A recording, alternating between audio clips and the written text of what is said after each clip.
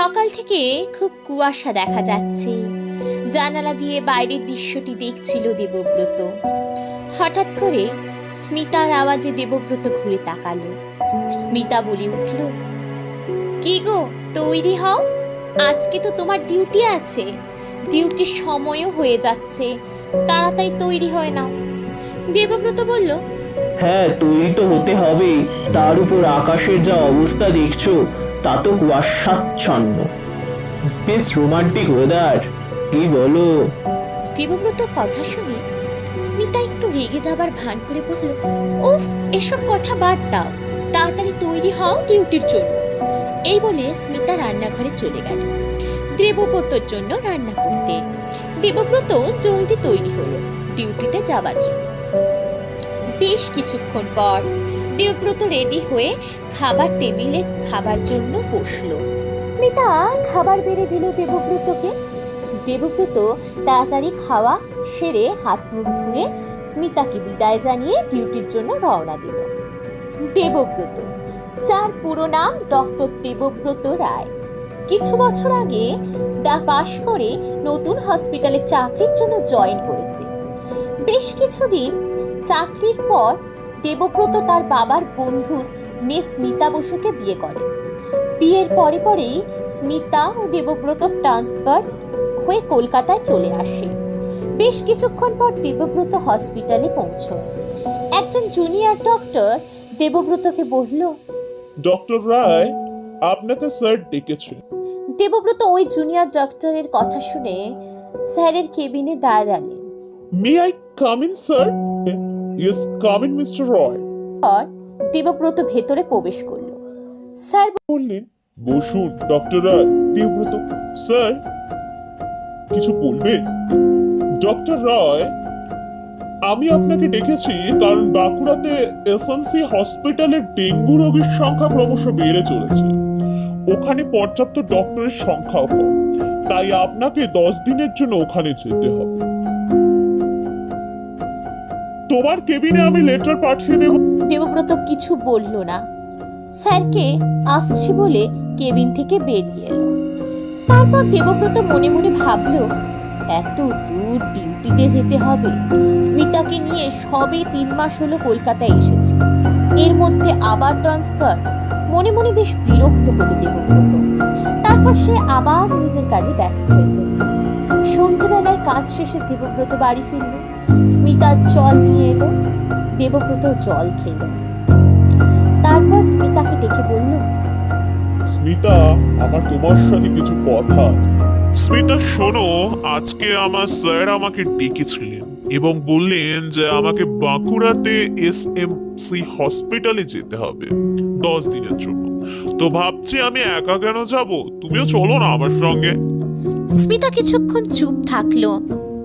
তারপর বলল, দেখো ব্রত, আমি যেতে পারি, কিন্তু আমি ভাবছি যে নতুন তো কলকাতায় এলাম, নতুন সংসার আমাদের, এভাবে বারবার ট্রান্সফার হলে তো সংসারের উপর প্রভাব পড়বে। তাই তুমি 10 দিনের জন্য যাও, আমি এখানে থাকি। তাছাড়া তো তোমার বাবা মাকে আমি নিয়ে আসবো আমার কাছে, আমার একা থাকতেও হবে না। তুমি এত চিন্তা করো না, ঠিক করে কাজ করো, আমি ঠিক থাকবো। দেবব্রত বলল, বেশ, তোমার যা ইচ্ছা। তারপর দেবব্রত ফ্রেশ হয়ে নিজের ঘরে চলে গেল এবং স্মিতা রান্নাঘরে রাত্রিবেলার খাবার বানাতে গেল। রাত্রিবেলায় খাবার খাওয়ার পর স্মিতা ও দেবব্রত বেডরুমে গেল। স্মিতা ঘুমোতে যাবার আগে স্নান করলো আর লাল রঙের নাইট ড্রেস পরলো। দেবব্রত অবাক চোখে স্মিতার দিকে তাকিয়ে রইল। স্মিতা বলল, কি দেখছো? দেবব্রত বলল, কি আর দেখবো, এত সুন্দরী বউ, তাই দেখছি। স্মিতা বিছানায় বসল। তারপর বলল, বুঝলাম, কাল কটায় বেরোবে? সকাল 11টার দিকে। আচ্ছা, তাহলে ঘুমিয়ে পড়ো। বেশ। না, এখন আমি তোমার সাথে দুষ্টুমি করব। কাল সকালে উঠতে হবে তো নাকি? উফ, কালকেরটা কাল, এখন তুমি কাছে এসো। তারপর দেবব্রতকে কাছে টানলো স্মিতা এবং আলিঙ্গন করলো। এই 10 দিন নিজের খেয়াল রেখো ঠিক করে, খাওয়া দাওয়া ঠিক করে করবে, মনে থাকবে তো? হ্যাঁ, অত চিন্তা করো না। তারপর দেবব্রত স্মিতার গোটা দেহে চুম্বন করতে থাকে এবং তারপর তারা দুজন প্রেমলীলায় বিলীন হয়ে পড়ে।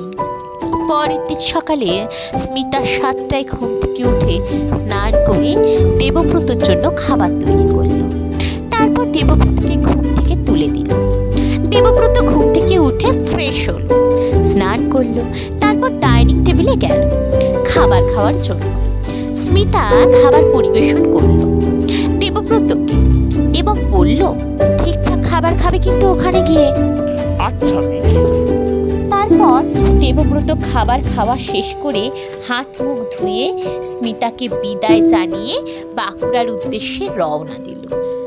বাসে উঠল সে বাঁকুড়া পৌঁছানোর জন্য, কিন্তু রাস্তায় জ্যাম থাকায় গন্তব্যস্থলে পৌঁছতে রাত হয়ে গেল। রাত 9:30টাতে সে গন্তব্যস্থলে পৌঁছল। দেবব্রত বাস থেকে নেমে দেখল রাস্তা শুনশান। শীতকালে গ্রামের রাস্তা সাধারণত শুনশানই থাকে, ভাবল দেবব্রত।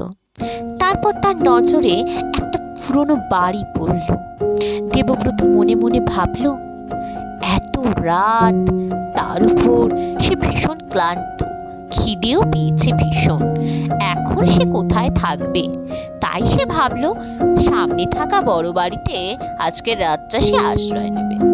তাই সে সেই ভেবে বাড়িটির উদ্দেশ্যে রওনা দিল। হঠাৎ একজন বয়স্ক ভদ্রলোক বলে উঠল, এত রাতে ওই বাড়িতে কেন যাচ্ছ? মরার শখ হয়েছে?